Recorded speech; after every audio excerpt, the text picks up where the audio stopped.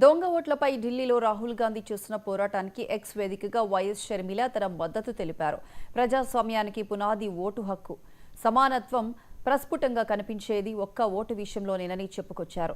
పేదవాడైనా ధనవంతుడైనా vote దగ్గర సమానమేనని, రాజ్యాంగం ఇచ్చిన వజ్రాయుధం లాంటి ఓటుని బీజేపీ అధికార దాహంతో దుర్వినియోగం చేస్తుందని మండిపడ్డారు.